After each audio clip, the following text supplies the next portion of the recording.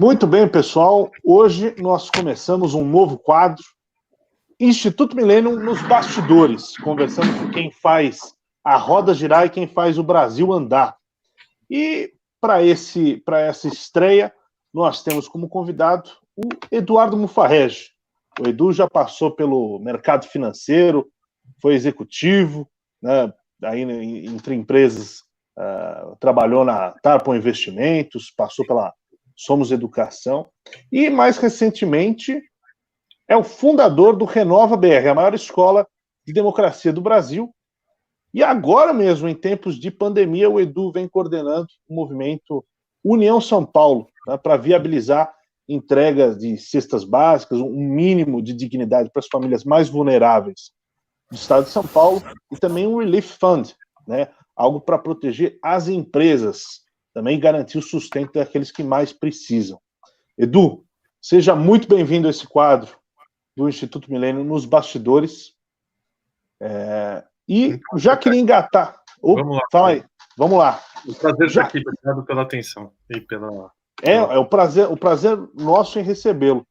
E já aproveitando o embalo aí da sua apresentação, você é um cara que está despertando o engajamento da sociedade civil brasileira, né? Das várias iniciativas que você vem tomando à frente. O Instituto Millennium é um think tank que tem como princípios o Estado Democrático de Direito, as liberdades econômicas, liberdades individuais e vários pensadores aí que guiam os nossos princípios. Tocqueville é um deles, né? E Tocqueville, na obra dele, da Democracia da América, fala muito sobre o engajamento da sociedade civil, como isso é fundamental para a democracia ser exercida de fato. Eu queria te perguntar, Edu, aqui no Brasil, né, somente em tempos recentes parece que a gente tem visto a sociedade civil atuar. Você acha que a gente retrocedeu no exercício da nossa democracia por falta de engajamento da sociedade? E mais, o Estado brasileiro tem institutos e mecanismos para garantir esse engajamento? Bom, Bolini, acho que se a gente for fazer uma retrospectiva histórica, né, a gente passou mais ou menos de 1989, 90, do impeachment, 91 do Collor até 2013, absolutamente passivos. Tá? E vamos lembrar que não é ir para a rua e fazer manifestação que ajuda a resolver o país. Vide a Argentina. Estão indo para a rua desde o século passado e não é que ajudou. Então, acho que assim, tem uma reflexão aí importante, mas acho que no contexto brasileiro, sim, a gente passou aí por anos de passividade. E essa passividade, obviamente, cobra um custo, porque nas famílias brasileiras, né, nas casas, a palavra, né, o envolvimento com política, a participação em política, a própria fala do Ulisses Guimarães, né, com relação a Constituinte, né, e a Câmara dos Deputados, se você não gostou dessa legislatura, espera a próxima que vai ser pior. Quer dizer, a gente se autocolocou num lugar de deterioração institucional. E não tem país no mundo organizado, arrumado, fora, assim, casos muito específicos, tipo Singapura, mas que teve um cara que foi uma liderança e que, com mão de ferro, fez o país virar o que virou. Não tem um país no mundo que seja minimamente arrumado e que tenha uma classe política completamente avacalhada. Não existe. Eu vou ser um pouco mais coloquial aqui na minha fala, porque, estamos aqui, vocês estão todos mais jovens do que eu. À vontade. E não tem. Então, assim, não existe uma realidade onde o país é próspero e a classe política é um lixo. Essas equações, elas andam em conjunto. O problema é que a gente demorou muito tempo para perceber isso. E o que aconteceu foi que a elite brasileira, eu não estou falando de elite econômica, estou falando de elite pensando, elite cultural, elite acadêmica, o que você quiser, delargou a política. Não é que ela delegou, ela delargou. Era o que você ouvia em todas as casas. Não se envolva com política, que isso é coisa de gente ruim, isso é coisa de ladrão, isso é coisa de bandido, isso não é para você. Então, na medida em que a gente transformou a política num lugar não desejado, a gente passou a atrair somente pessoas que têm interesses não republicanos. E o preço que a gente está pagando por isso é altíssimo, e ainda estamos. Não é que essa situação terminou. A gente continua pagando todos os dias. Por um desengajamento, uma baixa compreensão da relevância, um desconhecimento completo da estrutura de poder brasileira, de marco constitucional, né? Para que o vereador seja prefeito, o prefeito quer ser presidente, o presidente quer fazer trabalho. Essa é uma confusão institucional sem uma boa delimitação e que também faz com que essa delimitação ou essa falta de delimitação não exerça mecanismos de cobrança. Um candidato a vereador vai falar o quê? Saúde, educação e segurança. Candidato a deputado estadual, saúde, educação e segurança. Federal, saúde, educação e segurança. Prefeito, saúde, educação e segurança. Governador, a mesma coisa. Presidente, a mesma coisa. Quer dizer, ninguém está entendendo quais são as suas responsabilidades e capacidades. E isso faz com que, no final do dia, se crie também uma baita de uma confusão entre os eleitores. O eleitor não lembra. Vamos lá. Normal o eleitor brasileiro não lembrar em quem votou para deputado estadual. A gente espera que a gente esteja aí numa reversão de tendência nos últimos 3 anos, não nos últimos 30 anos, nos últimos 3 anos. Então, assim, essa é a questão essencial de toda essa discussão e de todo esse debate. Tem um renascimento? Com certeza tem. 2013, depois 14, um monte de participação. As pessoas agora mesmo nessa pandemia, como não tem futebol, não tem boteco, não tem pagode, não tem nada, a galera está discutindo mais política, porque é a única coisa que está viva e, aliás, está viva nos atrapalhando. Então, esse é um pouco da sensação que eu tenho, Bolini. A gente precisa mudar isso, parte de vários desdobramentos que precisam ocorrer. Primeiro, engajamento da sociedade civil na política, na atividade política. Segundo, você ter estruturas que permitem a participação cívica da sociedade. O Brasil tem uma porrada de partidos, só que é um bando de partido enrolado com esquema de corrupção e tal. Então, quem é uma pessoa que tem a sua reputação, não vai querer se ligar com uma entidade que está contaminada. Então tem também uma questão de partidos de mais e partidos de menos ao mesmo tempo. E, por fim, de uma certa forma, a compreensão clara das competências e das funcionalidades de cada esfera de poder. Porque se a gente não conseguir fazer isso, fica muito difícil, porque vai lá o cara que quer provar, aumentar o teto, vai falar com o vereador, não, isso não sou eu, isso aqui é outro. E as próprias casas fazendo um monte de coisa inconstitucional, né, porque a gente precisa também compreender quais são as competências. Então, a gente precisa fazer com que a sociedade participe, com que instituições que estimulem a participação da sociedade surjam, e aí eu acho que surgiram, o Renova é uma delas, mas tem tantas outras, aí o Novo é outra delas, tem o Agora, tem o Acredito, tal, são coisas novas que não existiam 15 anos atrás, só tinham normalmente os movimentos estudantis e normalmente ligados aos partidos de esquerda. Então surgiu uma pluralidade, né? Até a gente encontrou aí uma direita conservadora que a gente não sabia onde estava nos últimos 20 anos, e está aí hoje no governo, lá nesses espaços, e com muita ênfase, né, no seu lugar de fala e nas convicções. Então é um pouco disso que eu vejo como os passos aí para a gente remediar esse nosso problema. Perfeito. Seguindo esse papo da renovação, Eduardo, diversos movimentos foram criados, como você mesmo já citou, entre eles o Renova, alguns partidários, outros não, e muitos foram oriundos da insatisfação política que vivíamos no país e outros para uma maior participação cidadã no dia a dia da política em geral. Paralelamente a isso, também observamos em 2018 uma alta renovação nos quadros políticos eleitos, a nível tanto estadual quanto federal, e não vem ao caso muito se uma renovação qualitativa ou quantitativa. Você acredita que essa maior participação direta do cidadão e de movimento em geral, tende a continuar num ritmo de crescimento, e dentro desse ritmo de crescimento, o que a gente poderia melhorar nesses movimentos? Bom, primeiro, só para, obviamente, botando o chapéu do Renova aqui, o Renova não é um movimento político e nem um partido, nada, é uma instituição de formação de lideranças políticas, e a gente recebe aí pessoas de todos os grupos, movimentos, matizes possíveis. Eu acho o seguinte, eleição no Brasil é um assunto pouquíssimo discutido, pouquíssimo. É curioso, porque a eleição, grande parte dos nossos problemas que a gente vive hoje, de todos os escândalos recentes de corrupção, Castelo de Areia, Lava Jato, escândalo da merenda, tal, todos têm ligação com financiamento eleitoral. E o Brasil, discussão sobre financiamento eleitoral é nula.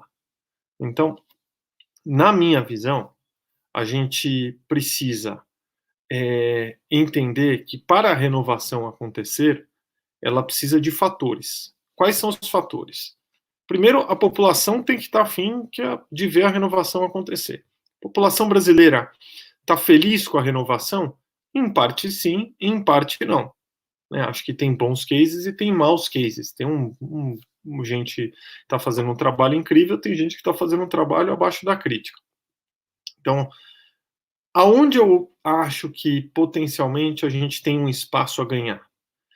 Ao entender que para você ser um político, você tem que ter preparação. Não dá para você ser um qualquer, chega lá o Zé da farmácia, o João do açougue e tal, beleza, eles são todos legitimamente eleitos. Só que, não é esse cara que vai resolver o problema da cidade. E o nível de desinformação do político brasileiro, principalmente desses de primeiro mandato, é enorme. Enorme. Ele não sabe por onde começar. Então, assim, como é que a gente faz para equilibrar um pouco essa discussão do cara que é bom de voto, mas o cara que é um bom político? Essa é a grande questão. E o bom político é o cara que sabe de gestão, que consegue mobilização, que consegue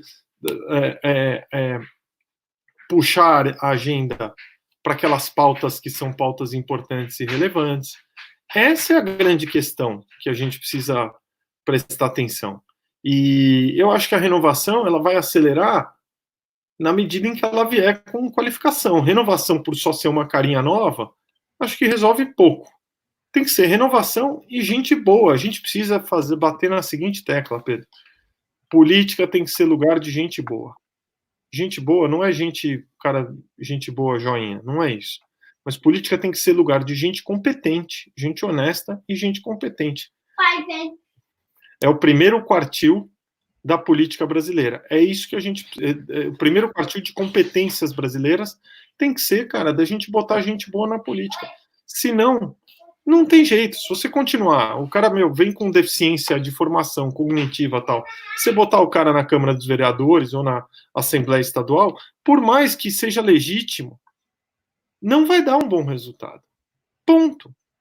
Nossa, a questão é como que a gente vai fazer que a política seja um lugar das boas cabeças brasileiras.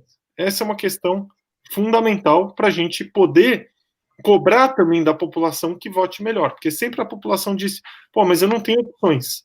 Nesse papel, nesse lugar, acho que a gente está cumprindo um papel, a gente está trazendo boas opções. Edu, agora, aproveitando essa temática que você trouxe, vai governo, entra governo, sempre tem consenso que a gente precisa de uma reforma política. Mas nunca a gente fala quais institutos exatamente.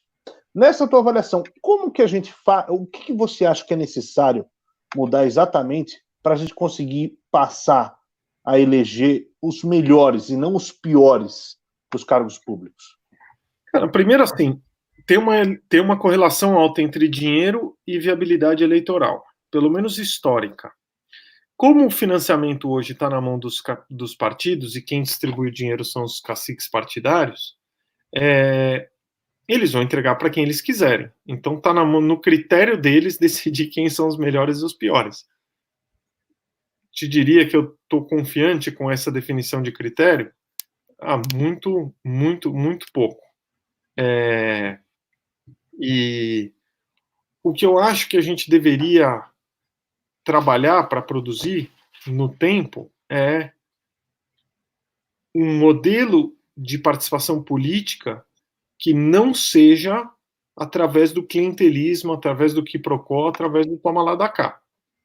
O problema é que o Brasil migrou de financiamento público, privado para público, sem ter uma discussão. Tá lá o Novo, tá falando, eu não quero fundão eleitoral, beleza. Mas assim, se a gente vai adotar o financiamento público, quais são os benchmarks? Quais são as referências? Nós não temos nenhuma dessas referências. E pior, ninguém no Brasil discute esse tema, tá aí, eu acho que o Millennium deveria discutir. Porque a origem do financiamento, a origem de grande parte dos problemas de corrupção brasileira, advém de financiamento. E assim, é um problema mais importante do que 95% das coisas que a gente discute e, ao mesmo tempo, ninguém discute. É um assunto fundamental. Se você pensar assim, o Eduardo Cunha, quando ele era presidente da Câmara, ele tinha tantos deputados com ele porque ele era legal? Não, porque isso tinha uma vinculação com financiamento. Então, a gente precisa ir para esse lugar, começar a ter discussão de gente grande sobre modelo de representação. Voto distrital ajuda? Ajuda, porque reduz o custo, aproxima o eleitor dos seus eleitores, porque você vai votar dentro do distrito, é um caminho? É. Mas todos nós precisamos nos educar a respeito dos modelos, inclusive a imprensa, para a gente começar a ter uma discussão mais educada. Porque hoje, te digo, se falarem, pô, você está feliz com o sistema eleitoral brasileiro? A resposta em coro da sociedade vai ser que não. Agora, Edu, queria trazer um pouco mais para o lado da economia aqui. Nós vimos recentemente um pacote de apoio aos estados e municípios sendo aprovado pelo Congresso, né, um valor aí de 125 bilhões em transferências diretas, transferências para gastos com assistência social e saúde, além de renegociação e suspensão de dívidas, que vai ser transferido aí para os entes subnacionais. Ao mesmo tempo que a gente viu as contrapartidas, né, que os estados teriam que adotar para poder receber esse recurso, sendo bastante diluídas, né, em partidos tanto do campo da esquerda quanto do campo da direita, retirando categorias, professores, policiais, etc., desse pacote, dessas contrapartes. Como que você viu esse movimento? Como que você analisa a questão tão recente, né, do nosso debate político? O Brasil tem uma reflexão importante. Até hoje a gente vai fazer um debate às 17 horas. Convido no canal do YouTube do Renova BR. São os efeitos de segunda ordem, né? Toda ação leva uma consequência. Toda consequência produz uma outra consequência. E o Brasil sempre para na primeira. A gente não pensa na segunda ordem, na segunda derivada da consequência do problema. Para você aprovar um projeto de lei no Canadá, essa análise necessariamente tem que ser feita, para que você entenda o impacto fiscal e o desdobramento desse problema, para que as decisões não sejam tomadas de forma voluntariosa, com gente que, obviamente, assim, vamos partir da premissa que normalmente querem fazer o bem, mas que querem ir para o céu e vão deixar um inferno na Terra. Porque tem coisas que são impossíveis de se gerir. Impossíveis. E é claro, entendeu? Você não estabelecer uma régua de contrapartidas é uma loucura. É uma loucura. E, obviamente, o Estado não vai advogar contra ele. Ele não vai falar, não, pô, por favor, aqui, não, me imponha contrapartidas. Quanto mais não carimbado o recurso, melhor. Ele faz o que ele quiser. Agora, quem está fazendo o aporte e a cessão deveria vincular o aporte a um determinado ponto de contrapartidas. E essa é uma questão fundamental que precisa ser trabalhada. Está no mudo, Pedro. Desculpa. Puxando já um pouco mais para agora a nossa época de quarentena, pandemia, você criou mais um movimento que é o Estímulo 2020, né? Desta vez para incentivar os empreendedores. Como acredito que podemos começar a recuperar a nossa economia e como o mercado privado pode contribuir mais com a política no Brasil? Cara, assim, é muito duro quando você pensa nessa questão de recuperação econômica, porque o que acaba acontecendo num cenário como esse é que o empreendedor no Brasil, que já é um cara que vem aí heroicamente sobrevivendo, ele vem de um cenário de retração econômica profunda nos últimos 5 anos, e esse era o primeiro ano, potencialmente, que ele ia ter um respiro, né, um alívio. E o que acaba acontecendo é que, pô, vem uma pandemia que não tem nada a ver com ele. Aliás, grande parte, né, de nós, a gente foi pego completamente despreparado em relação à pandemia, e leva a receita dele embora, e de repente o cara tem que se readequar magicamente num país onde normalmente as empresas pequenas não têm capital de giro, não tem uma estrutura para passar por um momento como esse.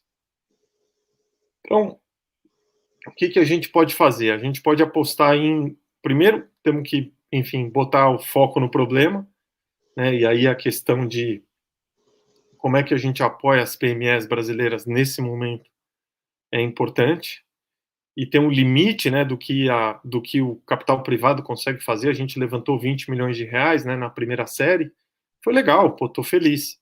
Mas, cara, resolve o problema de 400 empresas. E são, no Brasil tem muito mais do que isso, né, tem centenas de milhares de empresas pequenas e médias. Estou tirando os MEIs e os PJs, os micros, né. Então, você tem uma realidade muito dura. Mas o que a gente tentou fazer foi botar o foco, né, e a atenção nesse problema. E falar, gente, se a gente não andar rápido, vai quebrar muita gente. Muita gente.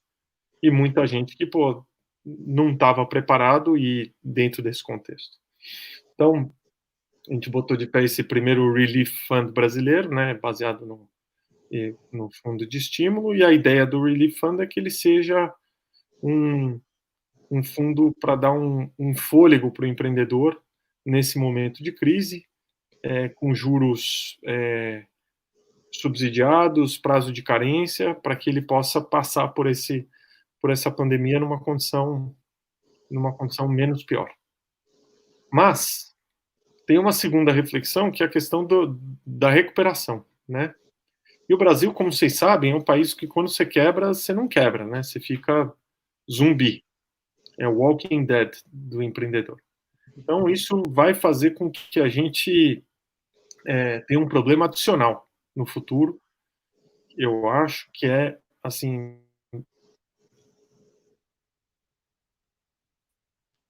nós vamos perder uma geração de empreendedores grande para o país no tempo.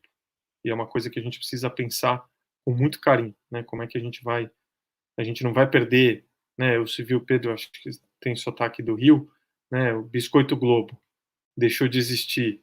Pô, tem uma perda, não só da história, mas do know-how, da competência de se fazer, né?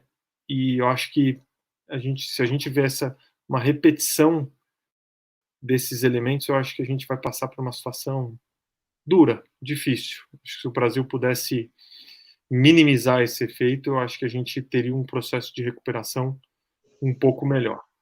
O papel do privado, né, no pós-crise, eu acho que vai ser fundamental, porque se a gente não tiver uma crise fiscal, o governo reconhecer que a capacidade de investimento dele está completamente comprometida, eu acho que a gente vai ter, de fato, uma oportunidade de atuação da iniciativa privada nas pautas mais importantes do Brasil, principalmente aquelas mais problemáticas. Por exemplo, o saneamento básico, que é um absurdo. O que está fazendo parado no Senado a MP do saneamento? Entendeu? Assim, o Brasil é uma loucura. E está aí, nós estamos com um problema de saúde pública, nós deveríamos estar retomando essa pauta. Estamos vendo todo o problema de cadastro, né? Então, o PL de governo digital, precisa andar. Você vê, fazer política pública no Brasil é que nem jogo de batalha naval. Você não tem o cadastro, você não sabe quem é. A gente precisa começar a botar a tecnologia, né, e as funcionalidades que a tecnologia nos traz mais do nosso lado. Agora, Edu, você citou rapidamente a questão do investimento público, né? A gente vê várias forças políticas no Brasil colocando que, dado o atual cenário, existiria margem para o governo incrementar o investimento público de modo a estimular mais o crescimento da economia. Você vê margem no orçamento para isso? Você vê condições para isso? Você acha que o investimento público no Brasil ele tem uma qualidade suficiente para ser estimulado nesse momento?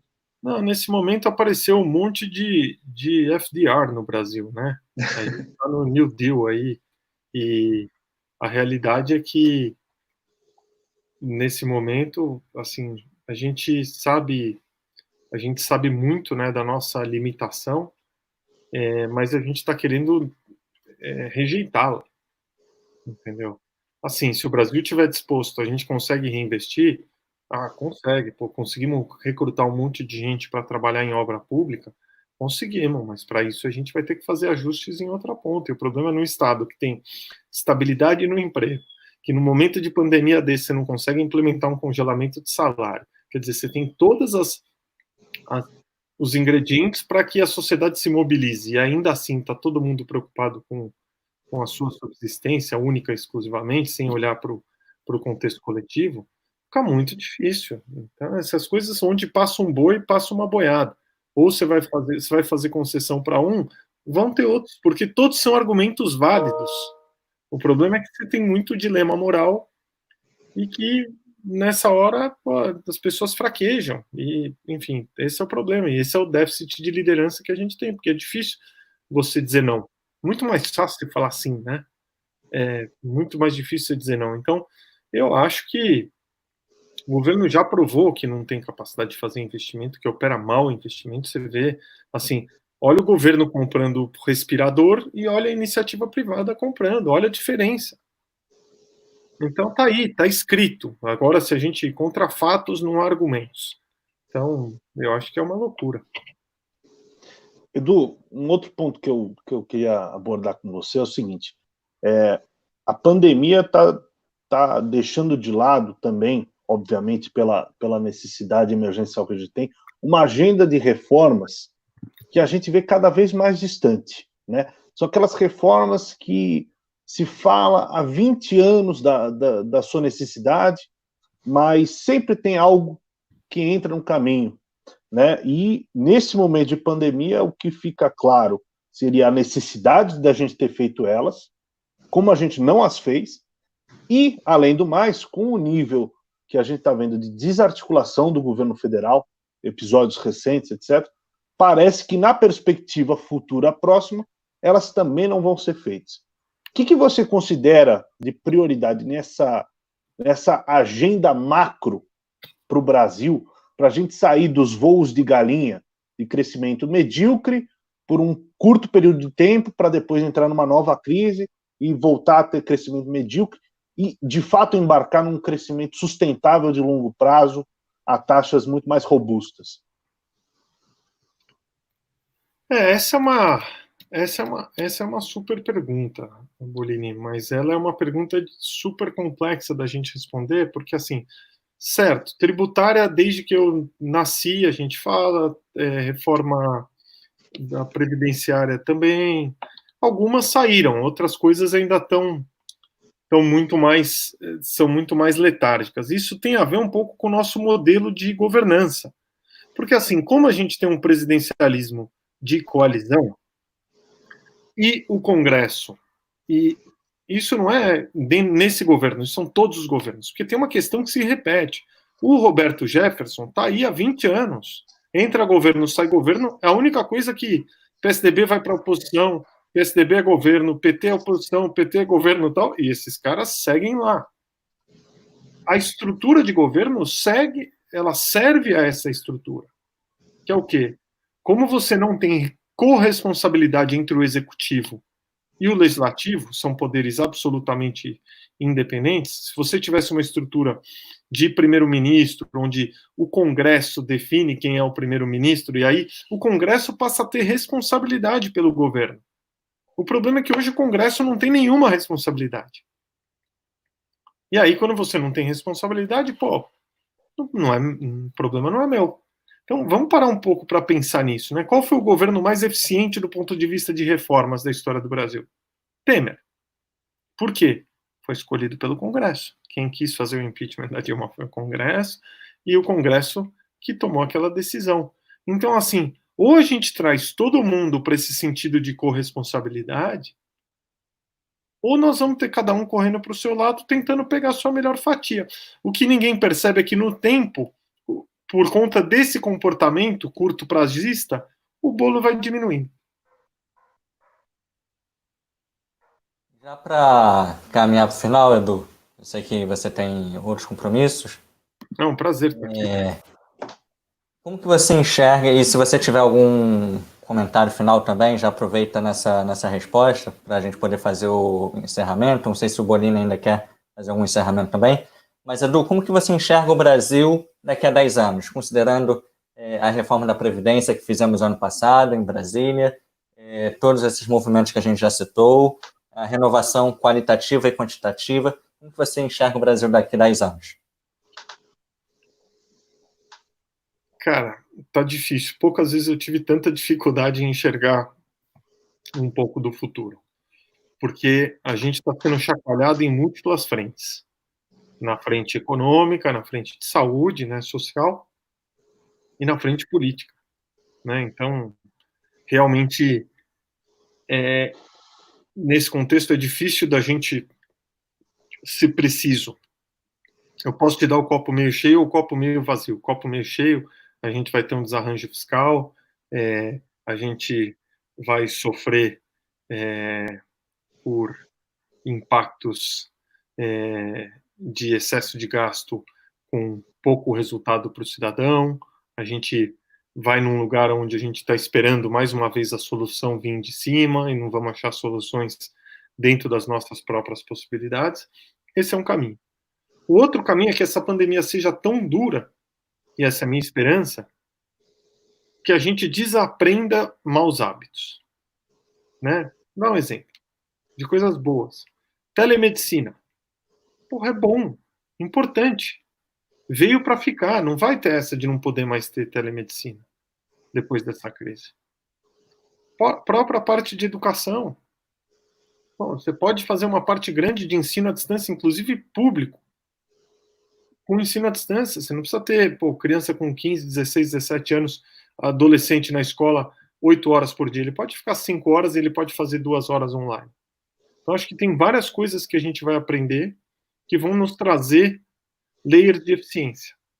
Eu acho que tem uma oportunidade, apesar de eu estar preocupado ainda com a nossa incapacidade de lidar com ela, que é a de redução ou de melhoria dos nossos índices de produtividade. O Brasil está com a produtividade estagnada nos últimos 20 anos. E a gente precisa fazer nossa produtividade aumentar para que, enfim, a gente possa ser mais eficiente, mais competitivo. E isso tem a ver com educação, tem a ver com formação, tem a ver com capacitação. E eu acho que aí é onde a tecnologia pode nos ajudar, né? A gente a optar por melhores opções, melhores carreiras, mesmo assim, no contexto político que a gente está mais perto, por que você não pode... A gente criou uma ferramenta chamada Tem Meu Voto, que é o Tinder do voto, para você escolher o seu representante. Só coisa que só surge no Brasil, porque na Dinamarca não precisa, né? Só vai surgir em país onde as pessoas pegam um santinho na rua no dia da eleição. Mas assim, o Brasil tem tanto problema que tem um espaço tão grande para inovação que me faz acreditar que é possível. Você tem várias coisas também, vários tabus sendo quebrados, concentração bancária, fintechs, tem várias coisas novas acontecendo. Então, onde eu vejo que o copo pode estar mais meio cheio é no lugar de inovação e tecnologia, porque a gente é uma economia grande, que tem um mercado grande, e isso pode fazer com que a inovação se acelere. E a provocação que fica para quem empreende, para quem quer fazer, desafie o status quo. Olha a quantidade de empreendedor no Brasil que você tem de sucesso que nem são brasileiros. O Davi Vélez, do Nubank, é colombiano. Os caras lá da Loft são alemães. Tem o cara da Créditas, é espanhol. Por quê? Os caras viram e falaram, olha, não faz sentido isso ser desse jeito. Então, vou montar um negócio para desafiar essa realidade. Então, a gente tem que ser cada vez mais desafiador dessas realidades que nos atrasam. Legal. Tem algum encerramento que você queira fazer, Edu, para a gente poder encerrar? Não, queria só agradecer. Acho que, como um instituto que se propõe a pensar e fomentar debate, eu acho que é fundamental que a gente aprofunde a questão sobre o debate de financiamento eleitoral. Ele é uma discussão que está caindo de maduro, ninguém fala a respeito, e ela tem nos atrasado demais. Legal. Então, nós agradecemos a sua participação, Edu. Eu também sou aluno do Renova BR, aqui do Legal. Rio de Janeiro. Legal.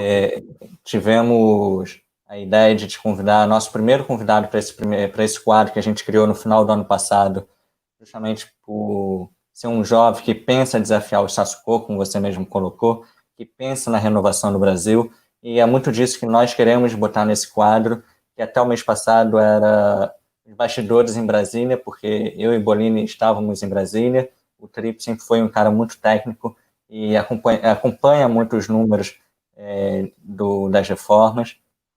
E em nome tanto do Instituto, aqui do nosso programa, do Trip, do Bolini, te agradecemos. Agradeço também a Priscila Pinto pela oportunidade, que é a nossa diretora, e só deixar um ponto que você tocou.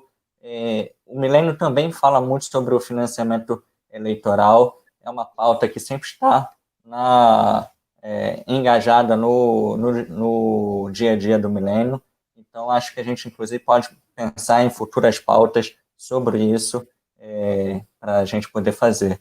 Então, agradeço o Pedro Trippe, agradeço o André Bolini, a Bruna e o Pedro Henrique, tá aí, o Pedro Fernandes, que são nossos bastidores, para ajudar a gente a fazer essa parte técnica, e nos colocamos sempre à disposição, Edu, para futuros programas. Fechado. Valeu, gente. Muito obrigado pela oportunidade. Valeu, Edu. Tchau, tchau. Um abraço. Valeu, pessoal.